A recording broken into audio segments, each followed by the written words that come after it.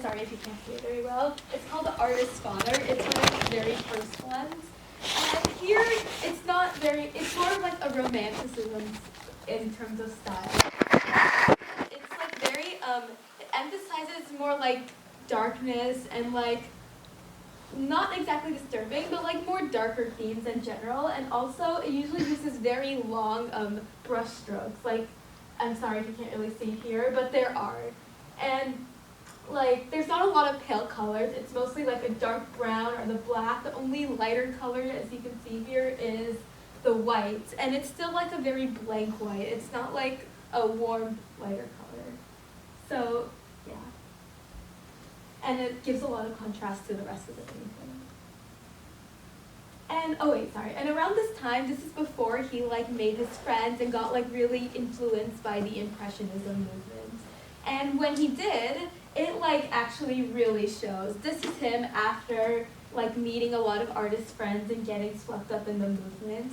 Especially his very close friend named Pizana, who was a fellow artist and taught him, was like, hey, you should like paint in like brighter, more pale colors. And as you can kind of see from this one, Landscape with Poplars, he switches to a lot more pastel colors. And it's very impressionism. It like embodies impressionism, because impressionism is all about sunlight and like things that you would see in every day and like being in the moment. And also, you can't really tell because the picture's a little low quality, but impressionism is also all about like very brief, small brushstrokes, rapid almost. But however, his great friendships did not last. And it really, really shows in his next film, which was after he had a lot of success. He just like completely changed scenes here.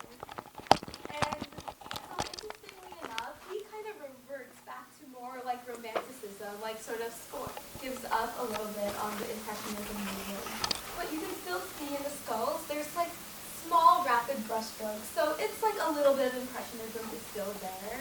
But this is after he had like a lot of fallings out with all his friends or like drifted apart from them. He lost. And even though these friends aren't like in his life anymore, they still influence his artwork. It probably wouldn't be like this if they were still in his life. And for the previous one, he probably wouldn't have started painting like this if he hadn't been influenced by them.